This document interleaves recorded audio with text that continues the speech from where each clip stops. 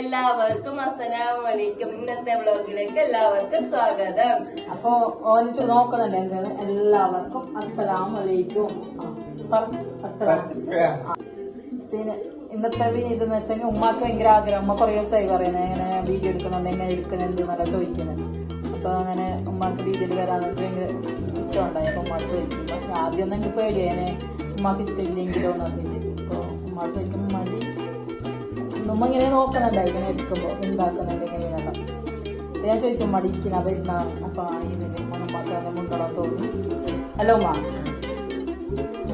വയസ്സും കാലത്ത് ഒറ്റയ്ക്ക് നിൽക്കുന്നല്ലേ, അപ്പൊ മക്കൾക്ക് കണ്ടുവരാന്നൊരാഗ്രഹം. ചീരക്കറിയും കഞ്ഞിയും ചീരക്കറിയും പിന്നെ അയില പൊരിച്ചതും ചെറിയൊരു വിചാരിക്കുന്നുണ്ട്. അപ്പൊ ഇതിന് ചെറിയ ചെറിയ വീഡിയോ ആയിട്ട് ഞങ്ങൾ മുന്നോട്ട് വരും. അപ്പൊ ഞങ്ങൾ എല്ലാവരും സപ്പോർട്ട് ചെയ്യണം.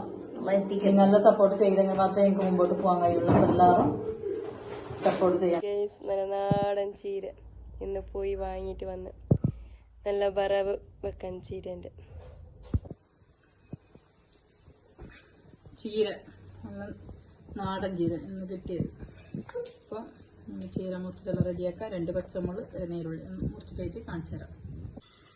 ചീര മുറിച്ചിട്ടായി അതിലേക്ക് 1 കപ്പ് തേങ്ങ, 2 പച്ചമുളക്, ഒരു ചെറിയ നീരുള്ളി, 1 അര സ്പൂൺ മഞ്ഞൾപ്പൊടി,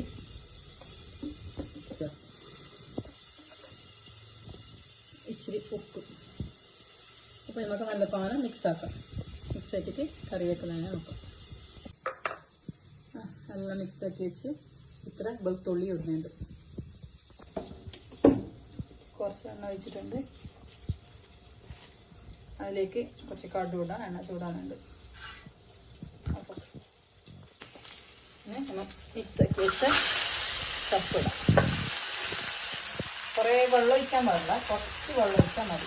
വേവാനത്ര കുറേ വെള്ളമായി സാറ് പോലെയൊക്കെ പിന്നെ തേങ്ങ എല്ലാം ഇടുമ്പോൾ പാങ്ങില്ല. ഇപ്പം കുറേ വെള്ളം ഒഴിച്ചാൽ മതി. കത്തി വെച്ച് ഒരു 10 മിനിറ്റ് വേവിക്കണം. ശരി, നല്ല അടിപൊളിയായിട്ട് റെഡിയായി. ഇനി നമുക്ക് കഞ്ഞി കുടിക്കാം.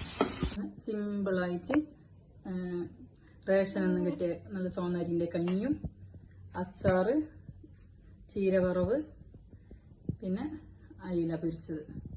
അപ്പം എല്ലാവരും ഉണ്ടാക്കി നോക്കാം. ഇതുപോലെ വെച്ച് നോക്കിയാൽ നിങ്ങൾ ഇഷ്ടപ്പെടും തോന്നുന്നു. അപ്പം എല്ലാവരും ഉണ്ടാക്കി കഴിക്കും. ഇന്നേക്ക് ഇത്ര മാത്രം. Tata, bye bye.